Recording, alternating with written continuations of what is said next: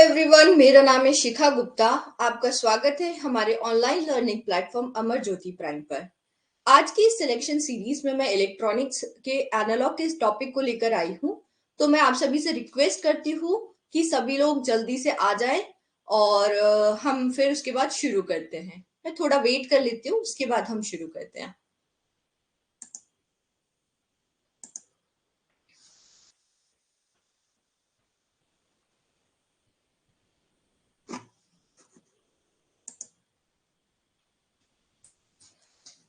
तो जो आप लोग एई जेई एग्जाम की तैयारी कर रहे हैं, गुड आफ्टरनून प्रिन। I guess your name is prince. Is it true?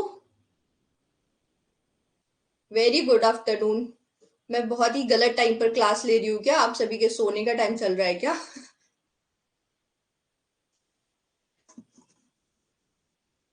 Yes. Okay. तो हम लोग सिलेक्शन सीरीज में इलेक्ट्रॉनिक्स के टॉपिक को लेने वाले हैं। और इस टॉपिक में हम क्या करने वाले हैं, हम 25 क्वेश्चंस डेली के प्रैक्टिस करने वाले हैं। इससे क्या होगा कि आप जो टॉपिक पढ़ने वाले हैं उसके मतलब आप क्वेश्चंस तो हमारे साथ करते ही जाएंगे, जिसमें कभी कभी आप थोड़ा सा बोर होते हो कि अरे यार, ये छोटे छोटे क्वेश्चंस, ये सब तो टॉपिक मुझे पता है, बट मैं इसको प्रैक्टिस क्यों करूं। तो अगर आपको कभी ऐसा लगे और आप फिर जब क्वेश्चन करते वही एग्जाम में आ जाता है, फिर कंफ्यूजन रहता है कि क्या आंसर है, क्या आंसर है, अरे यार मैं इतना छोटा सा, इतना सिंपल सा क्वेश्चन कैसे गलत कर सकता हूँ, या फिर मुझे इसका आंसर क्यों नहीं याद आ रहा है। तो ये सीरीज आप ही लोगों के लिए है, जिससे आप इस तरह की गलती ना करें। हमारा ऑब्जेक्टिव है आपका एग्जाम क्लियर कराना, ठीक है? और आपका ऑब्जेक्टिव है प्रैक्टिस करना।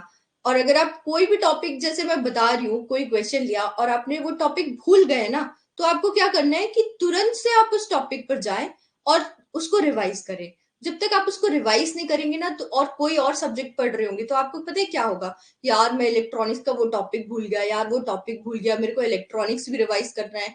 तो पैरेलली जो ये चीजें आपके दिमाग में चलती रहेंगी ना, तो आप जो पढ़ रहे हैं वो भी नहीं पढ़ पाएंगे, और साथ में ये वाला जो टॉपिक है वो भी, और आपको कॉन्फिडेंस इसका खत्म होता जाएगा। तो तुरंत की तुरंत रिवाइज करें और एकदम स्टे पॉजिटिव, ठीक है? तो चलिए शुरू करें अब। आपको मेरी आवाज आई गेस क्लियर आ रही होगी। चलिए शुरू करते हैं, ठीक है? हमारे सामने पहला क्वेश्चन क्या है, forbidden energy gap of carbon in diamond structure is. आपको अगर आंसर आ रहा है तो मुझे जल्दी से आंसर भी बताते जाएं, क्योंकि आपको इस सिलेक्शन सीरीज में एई जेई के जो भी एग्जाम होते हैं ना, आपको 60 सेकेंड से कम टाइम दिया जाता है कोई भी एग्जाम में। तो क्या होगा कि आपको तुरंत की तुरंत, मतलब लाइक 20-30 सेकेंड में आपको आंसर देना है इसका, और तभी फिर आप इस पूरा क्वेश्चन अटेम्प्ट कर पाएंगे, ठीक है? तो आप जल्दी जल्दी आंसर भी देते जाए, और अगर आप आंसर गलत दे रहे हैं तो मुझे ये भी समझ में आएगा कि आप इसका आंसर गलत क्यों दे रहे हैं, ठीक है? तो मैं आपको वहां पर सही करने की कोशिश करूंगी। So tell me Prince and Vivek, what is the answer of this first question?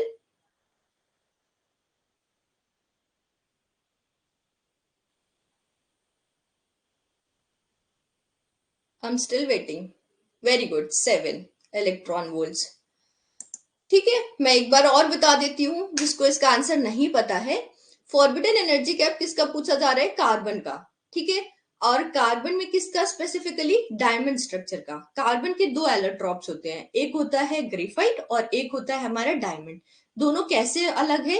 एक कंडक्टर है और एक इंसुलेटर है। तो डायमंड क्या है? हमारा इंसुलेटर है। तो इंसुलेटर का एनर्जी गैप क्या होता है? It is always greater than 5 electron volts. It is always greater than 5 electron volts. तो आपका बेस्ट आंसर क्या हो गया?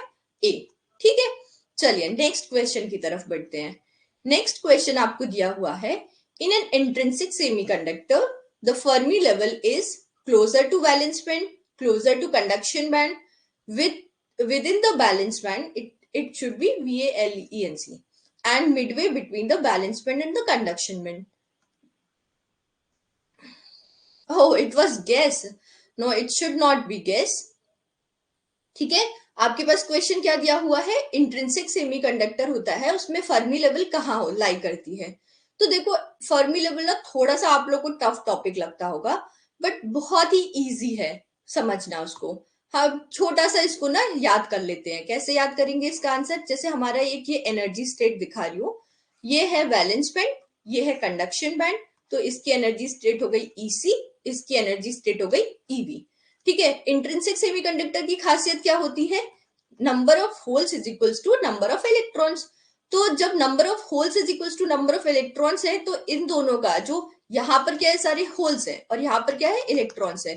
तो जो नंबर ऑफ होल्स और इलेक्ट्रॉन्स बराबर है, तो ये कहाँ लाई करेगी? एकदम बीचों बीच में लाई करेगी। तो हमारी फर्मी लेवल कहाँ होगी?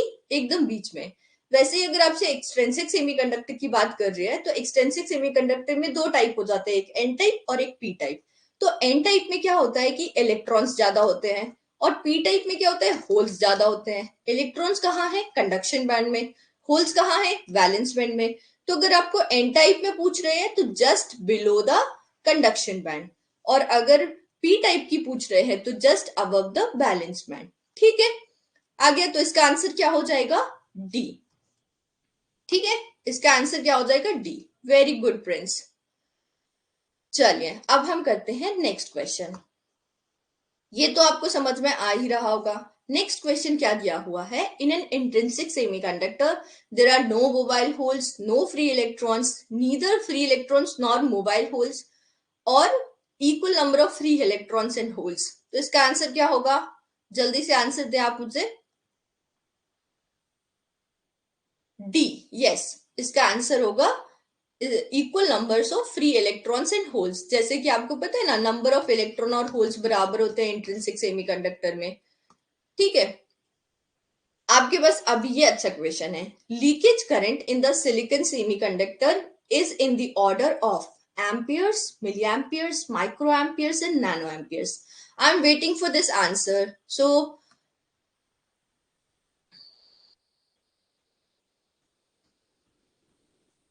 it is in microamperes. Yes, it is in microamperes.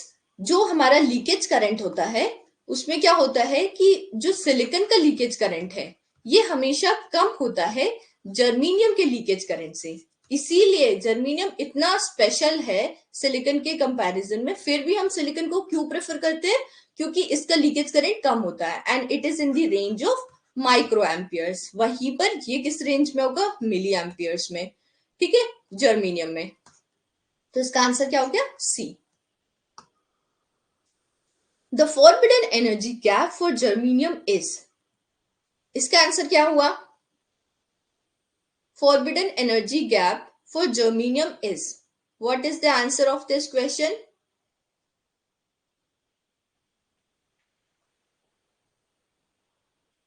C. Very good. जो हमारा जर्मीनियम है, इसका एनर्जी गैप कितना होता है? 0.72।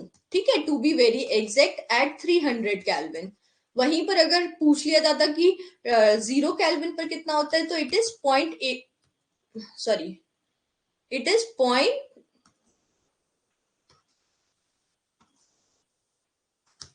0.785 electron volt.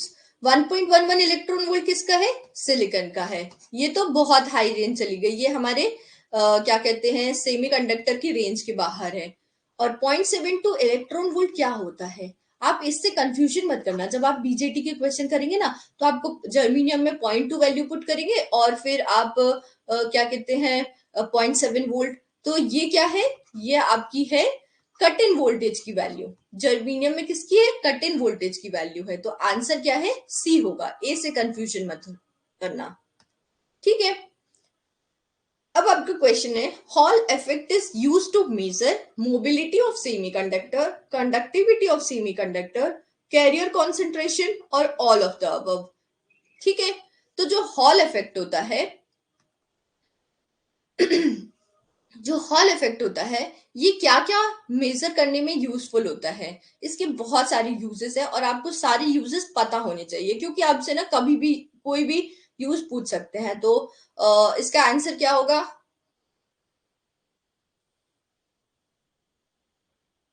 I am waiting.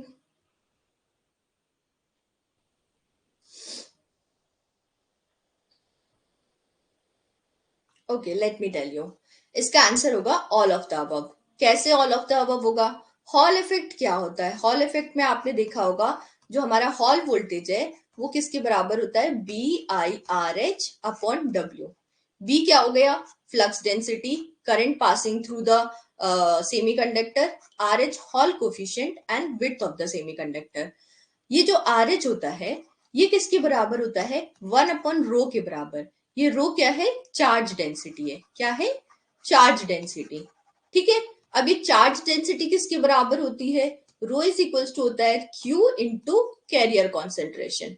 ठीक है, तो हमारा हॉल इफेक्ट क्या क्या और एक और फॉर्मूला क्या आपको याद रखना होता है हॉल इफेक्ट में, nu is equals to sigma RH। ये आपने फॉर्मूला पढ़ा होगा।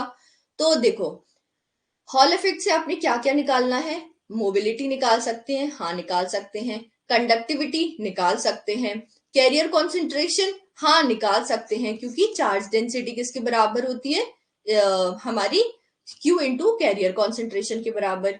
और क्या निकाल सकते हैं आप इससे, फ्लक्स डेंसिटी निकाल सकते हैं। और क्या निकाल सकते हैं इससे आप निकाल सकते हैं इससे कि कोई भी सेमीकंडक्टर मेटल है या नॉन मेटल है। ठीक है, ऊपर से सेमीकंडक्टर है या फिर मेटल है, एन टाइप है या पी टाइप है, तो ये सब भी निकाल सकते हैं। तो हॉल इफेक्ट के बहुत सारे यूजेस हो गए और आपको सारे यूजेस याद रखना है। ठीक है,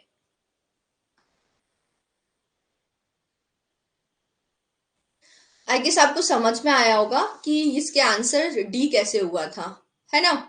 तो अब हम नेक्स्ट क्वेश्चन की तरफ बढ़ते हैं। Which of the following has highest mobility. चार ऑप्शन दिए हुए हैं आपको, न्यूट्रॉन, इलेक्ट्रॉन, पॉजिटिव आइंस और नेगेटिव आइंस। इसका आंसर बहुत इजी है and I am expecting answer from you, that too correct answer. Tell मी।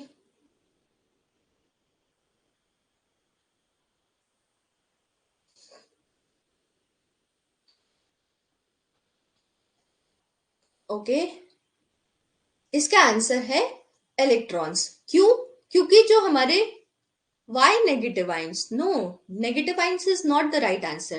जो हमारे आयंस होते हैं, भले ही वो पॉजिटिव आयन हो या नेगेटिव आयन हो, ये इमोबाइल होते हैं। ठीक है, ये बहुत बल्कि होते हैं और ये इमोबाइल होते हैं।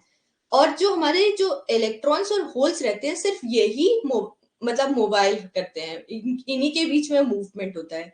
जो न्यूट्रॉन होता है ये पूरा मास होल्ड करता है, किसका, किसी भी एटम का, तो ये भी बल्कि हुआ। तो ये तीनों तो आंसर नहीं होने वाले हैं। तो आपका बचा क्या है यहाँ पर, ऑप्शन बी, इलेक्ट्रॉन्स। बट अगर आपको न्यूट्रॉन की जगह होल्स दिया होता तो आप इन दोनों में से क्या चूज करना था, कि इलेक्ट्रॉन की मोबिलिटी ज्यादा होती है या होल की मोबिलिटी, तो यहाँ पर इलेक्ट्रॉन की मोबिलिटी ज्यादा होगी। क्यों, क्योंकि जो इफेक्टिव मास होता है इलेक्ट्रॉन का वो ज्यादा होता, जो सॉरी इलेक्ट्रॉन का जो इफेक्टिव मास होता है वो कम होता है। अब जो कोई हल्का फुल्का होगा, पतला दुबला होगा, तो वो जल्दी से दौड़ जाएगा, उसकी स्पीड ज्यादा होगी इन कंपैरिजन टू किसी मोटे आदमी जिसका वेट ज्यादा है ना। तो इसीलिए इलेक्ट्रॉन की जो मोबिलिटी होती है वो ज्यादा होती है in comparison to holes. Ions और न्यूट्रॉन ये हमारे इमोबाइल होते हैं। ठीक है,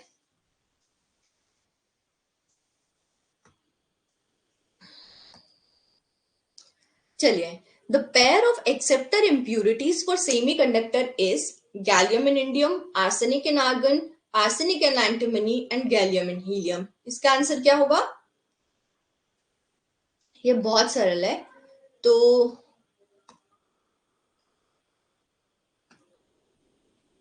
sorry sorry sorry, something went wrong.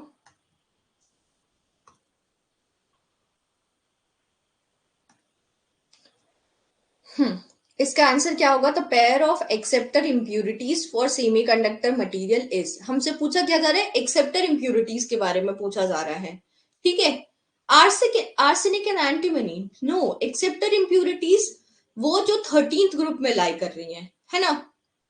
तो इसका आंसर क्या होगा, गैलियम एंड इंडियम, ना कि आर्सेनिक एंड एंटीमनी, ये हमारी 15th ग्रुप में लाई कर रहे हैं।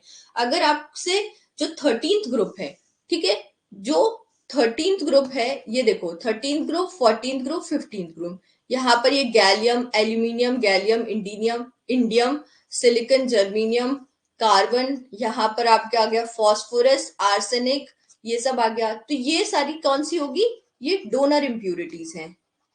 ये सारी क्या हो गई, एक्सेप्टर इम्प्यूरिटीज हैं।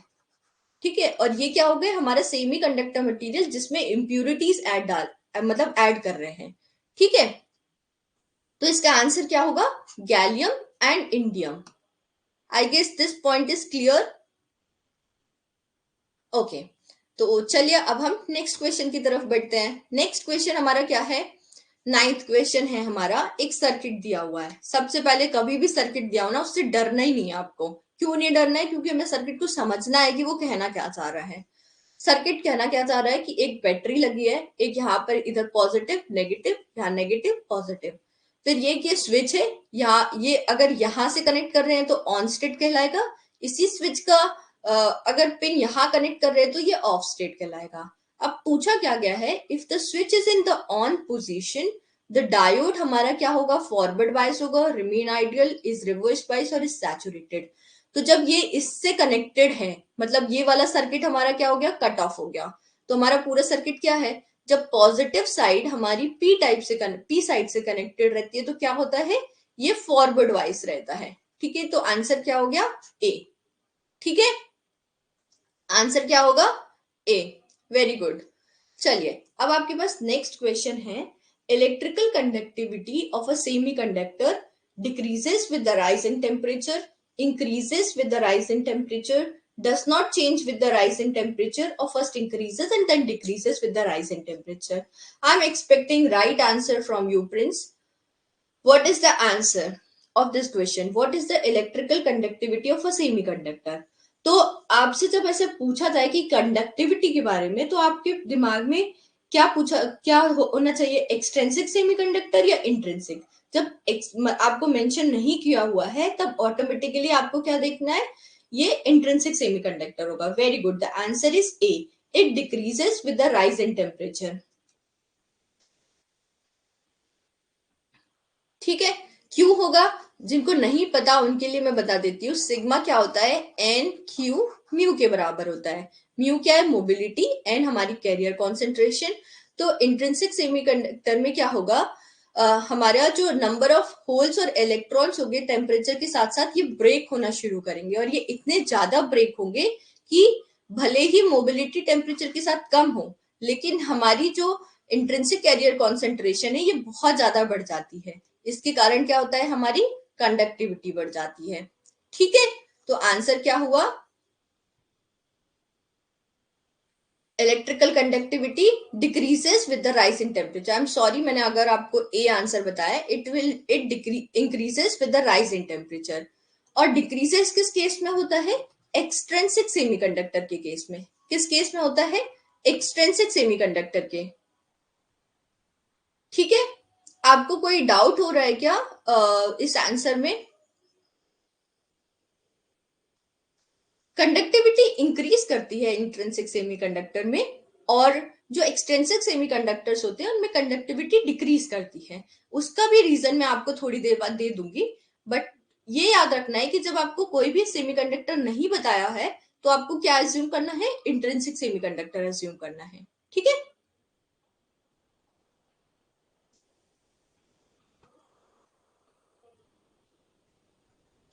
चलिए।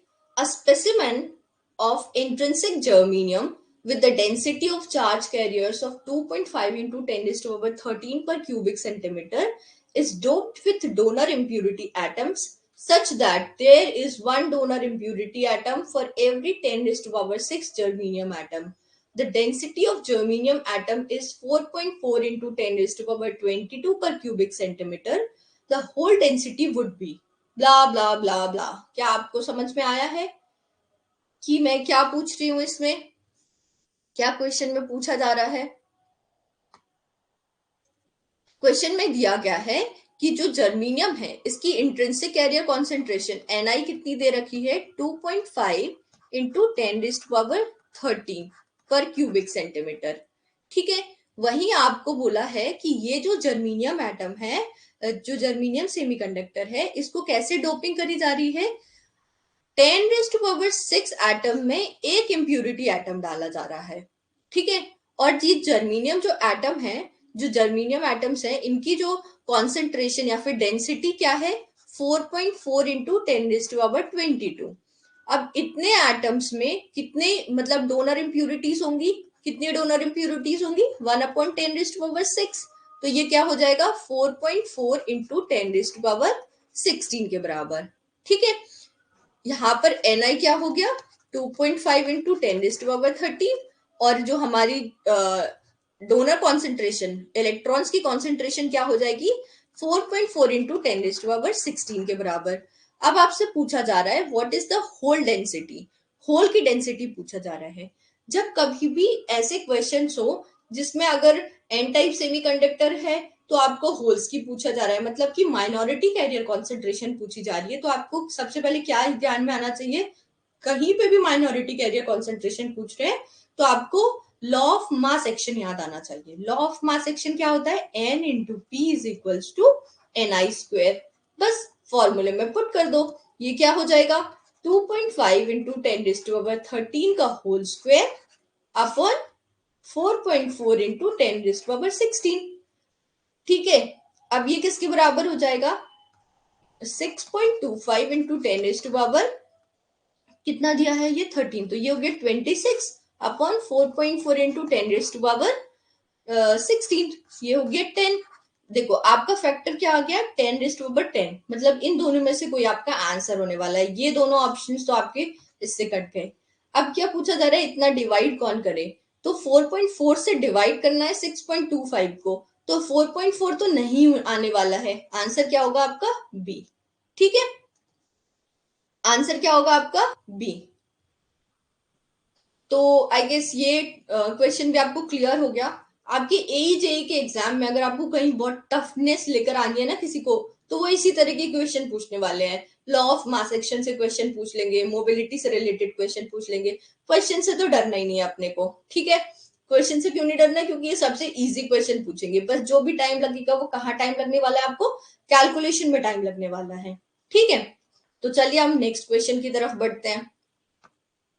नेक्स्ट क्वेश्चन क्या कह रहा है, in a P type silicon sample the hole concentration is 2.25 into 10⁻15 per cubic centimeter. If the intrinsic carrier concentration is 1.5 into 10⁻10 cubic centimeter, what is the electron concentration in the p type silicon sample? अब देखो p type silicon sample में electron की concentration पूछ रहा है, मतलब हमें क्या लगाना है, लॉ ऑफ मास एक्शन। ठीक है, n into p is equals to n i square. Intrinsic carrier concentration आपको क्या दे रखी है 1.5 इंटू 10⁻10 इसका होल स्क्वायर अपॉन ये कितना दे रखा है 2.25 इंटू 10⁻15, तो ये कितना हो जाएगा 2.25 इंटू 10⁻20 अपॉन 2.25 इंटू 10⁻15। ठीक है,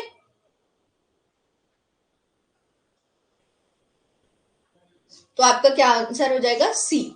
ठीक है, आपका आंसर क्या हो जाएगा सी।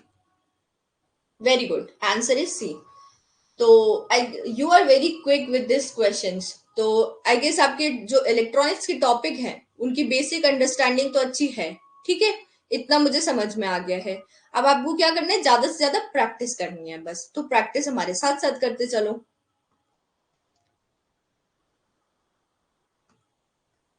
नेक्स्ट क्वेश्चन क्या कहता है, in an intrinsic semiconductor the Fermi level represents the energy with probability of its occupation of। ठीक है, अब इंट्रिंसिक सेमीकंडक्टर में क्या पूछा जा रहा है कि इलेक्ट्रॉन के ऑक्यूपेशन की प्रोबेबिलिटी क्या हो सकती है, 0%, 25%, 50% और 100%। जब इस तरीके का पूछा जाए ना आपको, तो आपको देखो प्रोबेबिलिटी का आपके पास फॉर्मूला होना चाहिए, एक फर्मी डिराक फंक्शन आपने पढ़ा होगा 1/1 plus e to the power e minus e f upon k t, ये पढ़ा था आपने। तो ये प्रोबेबिलिटी है। बट अगर हम कह रहे हैं कि जो हमारा इंट्रिंसिक सेमीकंडक्टर है, तो उस समय हम अगर इंट्रिंसिक सेमीकंडक्टर है तो हमारी जो ई है वो किसके बराबर होगी, वो कहाँ होगी, एकदम सेंटर में होगी, है ना। तो वो किसके बराबर होगी, ये ई एफ के बराबर होगी। तो ये क्या हो जाएगा 1 plus e to the power ये e f minus e f 0, तो ये कितना हो गया 1। तो प्रोबेबिलिटी हो गई आपकी 1/2 इंटू 100 दैट इज 50%। ठीक है, ये कितनी हो जाएगी आपकी 50%। सो अब आपको गैस समझ में आ गया कि कैसे 50% है। अगर आपसे फर्मी लेवल में प्रोबेबिलिटी का पूछ रहे हैं ना, तो 90% ऑफ द टाइम आपका 50% ही आंसर है। ठीक है, मतलब आंसर यही होगा 50%। अगर थोड़ा आपको डिफिकल्ट बनाना है, उसको कुछ डिफिकल्ट बनाना है, तो वो ऐसे बोल देंगे कि भाई at temperature 0 when E is greater than E F, when E is lesser than E F. तो इस तरीके से आपको डिफिकल्ट बनाएगा, बट एई जेई के एग्जाम में आपको इतनी डिफिकल्टी नहीं लेके आने वाला है। तो जहां पर आप 50% देखो वहीं सीधा टिक लगा दो। ठीक है, चलो हम नेक्स्ट क्वेश्चन की तरफ बढ़ते हैं। नेक्स्ट क्वेश्चन आपका क्या कह रहा है? नेक्स्ट क्वेश्चन कह रहा है the material that has highest energy gap at room temperature is. ये चार मटेरियल दे रखे हैं और इसका एनर्जी गैप किसका ज्यादा है? तो आपको ये पता है गैलियम आर्सेनाइड का एनर्जी गैप कितना होता है? 1.43, जर्मेनियम का 0.72, सिलिकॉन का 1.11 और सीडीएस कैडमियम सल्फेट इसका क्या होता है? 2.42। तो हाईएस्ट किसका होता है? ए, सीडीएस का। ठीक है, समझ में आ गया? 15th question. 15th क्वेश्चन क्या कह रहा है? द इंट्रिंसिक कैरियर कॉन्सेंट्रेशन पर cubic centimetre for gallium arsenide. ये ना ऐसे क्वेश्चन है जो आपको याद होने चाहिए। तो देखो 1.5 इंटू 10⁻10 किसकी इंट्रिंसिक कैरियर कॉन्सेंट्रेशन होती है? ये होती है सिलिकॉन की। 2.5 इंटू 10⁻13 होती है जर्मेनियम की। ये भी आपको याद होना चाहिए, कभी ऐसे भी पूछ ले कि सिलिकॉन जर्मेनियम। और 1.7 इंटू 10⁻6 किसकी होती है?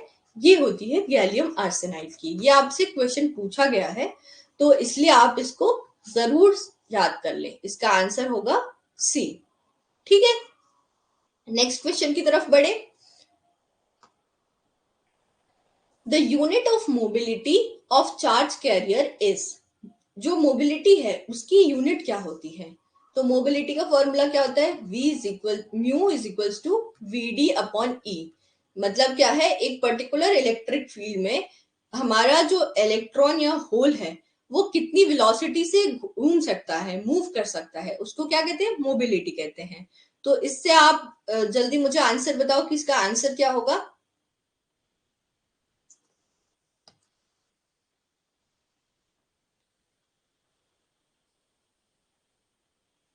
मैंने यहाँ पर आपको फॉर्मूला भी दे दिया है, तो आपको इसकी यूनिट निकालना इतना डिफिकल्ट नहीं होगा। और यूनिट ना ऐसे जुबानी होनी चाहिए आपको। देखो वेलोसिटी की यूनिट क्या होती है? मीटर स्क्वायर पर सेकेंड। और इलेक्ट्रिक फील्ड की क्या होती है? वोल्ट। तो क्या हो जाएगी? मीटर स्क्वायर पर वोल्ट सेकेंड। आंसर है बी। ठीक है, 17th question. In a semiconductor, the movement of hole is due to movement of hole in conduction band, movements of hole in movements of electrons in conduction band, movements of electrons in valence band और movement of holes in valence band. तो जो holes का movement हो रहा है actually वो किसके कारण है? वो होल्स कहाँ होते हैं? बैलेंस बैंड में होते हैं। तो बैलेंस बैंड में जो होल्स होते हैं उन्हीं के कारण भाई मूवमेंट हो रहा है। तो इसका आंसर क्या हो जाएगा? It's answer should be D, movement of holes in valence band. अब आपको कंफ्यूजन होगा कि इलेक्ट्रॉन्स जब तक नहीं निकलेगा, इजेक्ट नहीं होगा, तब तक होल्स नहीं मूव कर पाएंगे। बट जो होल्स है वैलेंस बैंड में वो तो फ्री स्टेट में मूव कर सकते हैं ना। अगर एक्सट्रिंसिक सेमीकंडक्टर की बात कर रहे हैं तो वहां तो होल्स फ्री स्टेट में घूम रहे हैं। तो वो किसके कारण होगा? Movement of holes in valence band की वजह से होगा। ठीक है,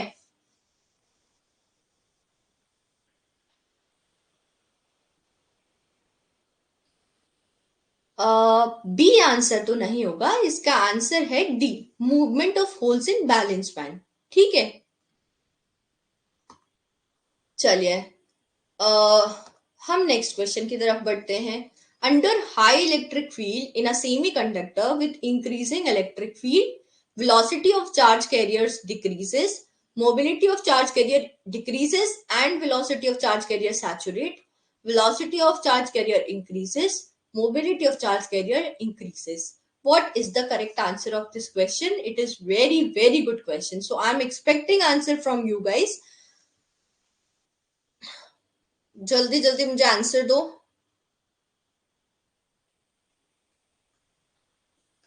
under high electric field semiconductor में जो अगर हम इलेक्ट्रिक फील्ड इंक्रीज कर रहे हैं वेरी हाई इलेक्ट्रिक फील्ड में, तो मोबिलिटी सॉरी, वेलोसिटी हमारी जो बढ़ेगी कम होगी, या फिर मोबिलिटी बढ़ेगी कम होगी, या फिर वेलोसिटी हमारी सैचुरेट कर जाएगी? Its answer is b. Very good Pankaj, its answer is b. जिसको नहीं पता उसके लिए मैं बता रही हूँ क्या होता है। ये दो ग्राफ ना अपने दिमाग में याद कर लो, ठीक है। इससे बहुत तरीके के क्वेश्चन पूछे जा सकते हैं। ये है मोबिलिटी और ये है इलेक्ट्रिक फील्ड, ठीक है, इस तरीके का। और ये रीजन हो गया। ये स्मॉलर इलेक्ट्रिक फील्ड, यहाँ पर ये स्मॉल इलेक्ट्रिक फील्ड, यहाँ पर मॉडरेट इलेक्ट्रिक फील्ड, और ये लार्ज इलेक्ट्रिक फील्ड। ये मोबिलिटी का कर्व होता है विथ इलेक्ट्रिक फील्ड। तो जैसे जैसे हाई इलेक्ट्रिक फील्ड होगी वैसे वैसे ये हमारी लीनियरली डिक्रीज करने लगेगी। मतलब मोबिलिटी होगी हमारी क्या, लीनियरली डिक्रीज करने लगेगी। अब देखो, जो हमारा म्यू होता है वो किसके बराबर होता है, वीडी अपॉन ई के बराबर हो रहा है। तो अगर हम वेलोसिटी की बात करें तो वेलोसिटी क्या होगा, या इस केस में mu e is equals to VD के बराबर होगा। अब हम इसका कर्व बनाने की कोशिश करें तो ये कैसा बनेगा, ये कुछ इस तरीके का बनता है इलेक्ट्रिक फील्ड में। ये हमारा हो गया वीडी, और ये हमारा ई, ये हमारी स्मॉल इलेक्ट्रिक फील्ड, ये मॉडरेट, और ये हाई इलेक्ट्रिक फील्ड। तो हाई इलेक्ट्रिक फील्ड में क्या होगा, लार्ज इलेक्ट्रिक फील्ड में जो हमारी होगी वीडी सैचुरेट करेगी। इससे भी आप समझ सकते हैं कि ये तो लीनियरली डिक्रीज कर रही है, ये इंक्रीज कर रही है। तो एक टाइम पे जितना ये डिक्रीज कर रही है उतना ही ये इंक्रीज कर रही है, मतलब कि सैचुरेट कर रही है, ठीक है। मतलब कि कोई चेंज ही नहीं आ रहा है। तो ये क्या स्टेट में पहुंच गए, सैचुरेशन की स्टेट में। तो इसका आंसर हो जाएगा b. Mobility of charge carrier decreases and velocity of charge carrier saturates. ये दोनों कर्व बहुत इंपॉर्टेंट है आपके इलेक्ट्रॉनिक्स के पर्पज से, ठीक है। तो चलिए अब हम नेक्स्ट क्वेश्चन की तरफ बढ़ते हैं। नेक्स्ट क्वेश्चन क्या है, Fermi energy is the amount of energy which a balanced electron can have at a room temperature, must be given to an electron to move it to a conduction band, must be given to a hole to move it to a valence band, or a hole can have at a room temperature. Fermi energy क्या होती है, वो maximum energy जो electron pauses कर रहा है, ठीक है। तो मतलब क्या होगा, ये it must be given to electron to move it to conduction band. इसका आंसर क्या होगा, बी, ठीक है। इलेक्ट्रॉन को वैलेंस बैंड से कंडक्शन बैंड में जाने के लिए जो एनर्जी पोजेस करनी है, और वो मैक्सिमम एनर्जी पोजेस करनी है, उसको क्या बोलेंगे हम, फर्मी एनर्जी बोलेंगे। क्या बोलेंगे, फर्मी एनर्जी बोलेंगे। तो इसका आंसर क्या होगा, बी, ठीक है। चलिए हम नेक्स्ट क्वेश्चन की तरफ बढ़ते हैं। नेक्स्ट क्वेश्चन हमारा क्या कह रहा है, with increase in temperature the conductivity of an extrinsic semiconductor. इसका आंसर अभी थोड़ी देर पहले मैंने दिया है। तो मैं आप लोगों से एक्सपेक्ट कर रही हूँ कि आप मुझे जल्दी जल्दी इसका सही आंसर बता दें। Prince and Pankaj, what is the right answer? A, very good. क्या होगा, कंडक्टिविटी डिक्रीज करती है एक्सट्रिंसिक सेमीकंडक्टर में और इंक्रीज करती है इंट्रिंसिक सेमीकंडक्टर में, ठीक है। वहीं आपसे पूछ लिया जाए किसी भी क्वेश्चन में कि जो हमारा एक्सट्रिंसिक सेमीकंडक्टर है उसका negative temperature of coefficient with resistance, मतलब रेजिस्टेंस का नेगेटिव टेम्परेचर कोफिशिएंट होता है या पॉजिटिव टेम्परेचर कोफिशिएंट होता है, तो उसका आंसर क्या होगा, positive temperature coefficient. Conductivity decrease कर रही है, रेजिस्टिविटी इंक्रीज करेगी, है ना। Very good. Consider the following statement, the intrinsic carrier concentration of a semiconductor depends on doping. किसकी बात कर रहे हैं, इंट्रिंसिक कैरियर कॉन्सेंट्रेशन, वो क्या होती है, Ni, ठीक है। ये किस पे या it depends on doping, increases exponentially with decrease of band gap of the semiconductor, increases non-linearly with increase of temperature, और increases linearly with increase of temperature। इसका राइट आंसर मतलब कौन सा स्टेटमेंट सही है इनमें से, आप मुझे जल्दी से आंसर दें।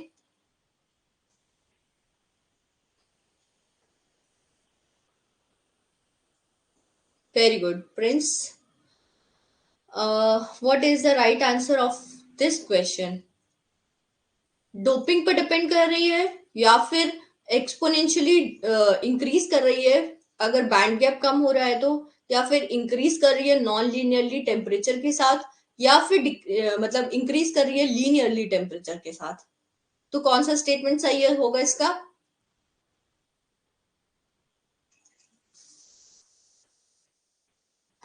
आप लोग को अगर याद हो कि इंट्रिंसिक कैरियर कॉन्सेंट्रेशन का फॉर्मूला होता है Ni² is equals to A0 T³ e⁻⁻⁻ Eg0/kT।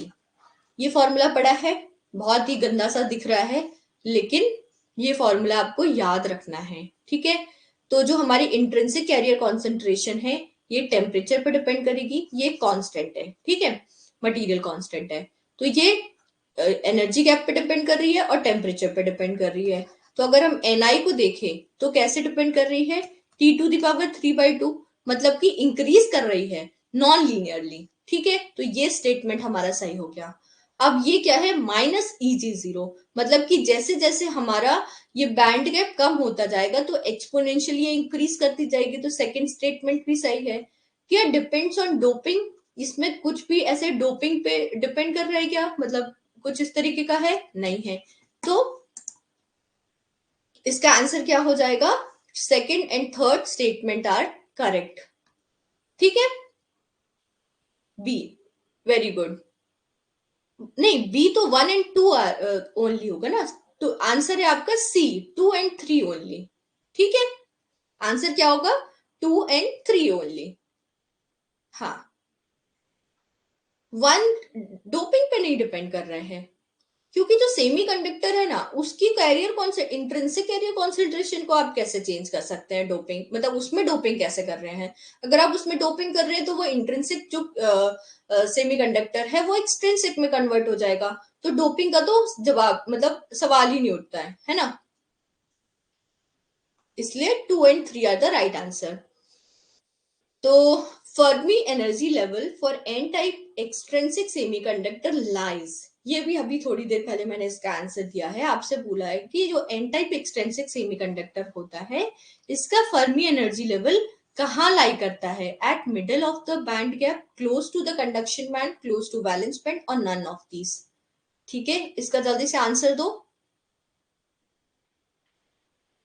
Close to conduction band, very good Prince. क्यों होगा, अभी मैंने आपको बताया कि जो इंट्रिंसिक है ये आपका जैसे एनर्जी, ये वैलेंस बैंड, ये कंडक्शन बैंड, यहाँ पर होल्स होंगे, इसके सारे नीचे होल्स होंगे, इसके ऊपर इलेक्ट्रॉन्स रहेंगे, ठीक है, इलेक्ट्रॉन्स हैं ये। और जो हमारा इंट्रिंसिक है इसमें number of holes is equal to number of electron, यहाँ पर मतलब जो बराबर है तो एकदम बीच में होगी हमारी फर्मी लेवल। अब जो एन टाइप सेमीकंडक्टर है तो इलेक्ट्रॉन्स कहाँ ज्यादा है, इधर ज्यादा है, तो एन टाइप में इलेक्ट्रॉन्स ज्यादा होते हैं तो फर्मी लेवल यहाँ पास आ जाएगी, सीधी लाइन नहीं गई है। वहीं अगर होल्स की बात कहेंगे तो वो फर्मी लेवल कहाँ होगी, इधर होगी। तो एन टाइप सेमीकंडक्टर में क्लोज टू कंडक्शन बैंड होगी, पी टाइप सेमीकंडक्टर में क्लोज टू वैलेंस बैंड, और ऊपर या नीचे तो just above the valence band, ऊपर या नीचे यहाँ पर तो just below the conduction band, ठीक है। आंसर क्या हो जाएगा, close to the conduction band, ठीक है। नेक्स्ट क्वेश्चन है, which one of the following material has lowest resistivity. It is very easy question, but most of the time ना बच्चे प्रेशर में आके इस क्वेश्चन को गलत करते हैं, इसीलिए इस क्वेश्चन को मैंने यहाँ पर पुट अप किया है। So give me the right answer.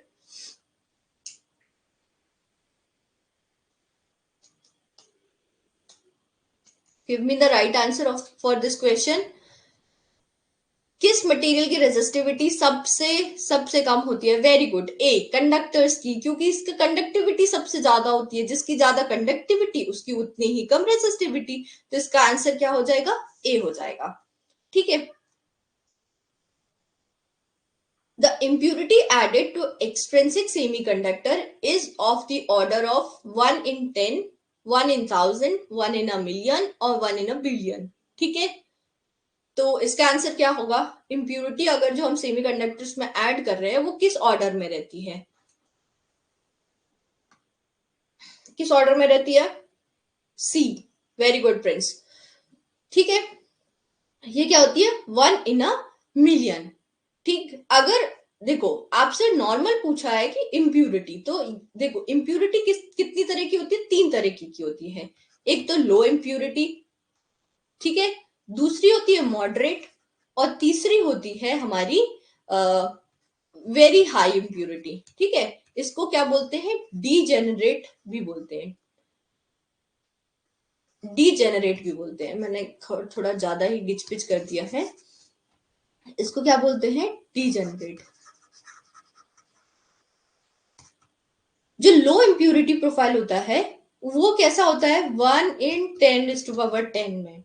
Moderate होगा वो 1/10⁻6 से लेके 1/10⁻8 के बीच में होगा, और ये हाई क्या होगा, 1/10⁻3 में रहेगा। तो आप इसको भी सही कर सकते थे, आप इसको भी सही कर सकते थे। तो ये हाई की बात कर रहे हैं, जनरली हम मॉडरेटली डोप करते हैं सेमीकंडक्टर्स को। ठीक है, अगर हाईली डोप करेंगे तो वो सेमीकंडक्टर कैसे हो जाएंगे, एक मेटल की तरह काम करेंगे। तो वो सेमीकंडक्टर्स की जो प्रॉपर मतलब जिस वजह से हम सेमीकंडक्टर्स को यूज कर रहे हैं उस तरीके से हमारा डिवाइस परफॉर्म नहीं करेगा। बट आपसे अगर ऑप्शन में पूछा जाता कि 1/10, ऐसे ही डायरेक्टली पूछा, एक ऑप्शन ये रहता है ए और एक ऑप्शन रहता ये, तो आप इन दोनों में से बेस्ट कौन सा चूज करेंगे, इसको। ठीक है, तो मैं ओवर एक्सप्लेन तो नहीं कर रही हूं आप लोगों को।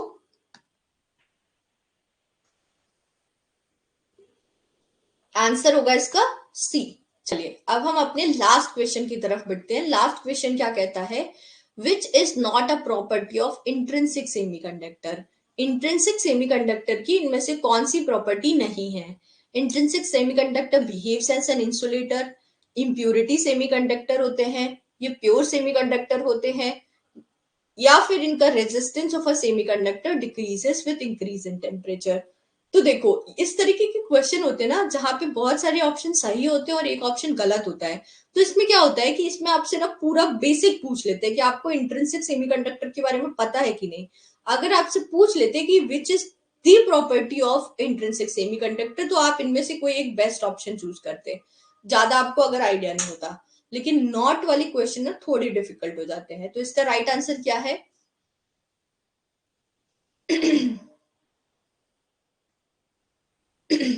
इसका आंसर है impurity semiconductor. Very good, b answer. ठीक है, क्यों, क्योंकि जो इंट्रिंसिक सेमीकंडक्टर कब इंसुलेटर की तरह बिहेव करते हैं। हाँ बोलो प्रिंस, क्या डाउट है आपको।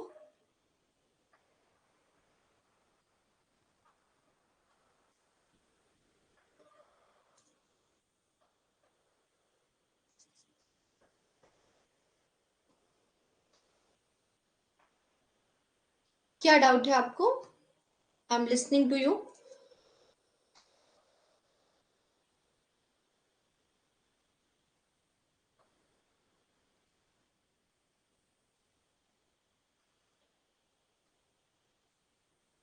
Semiconductors have negative resistance temperature coefficient.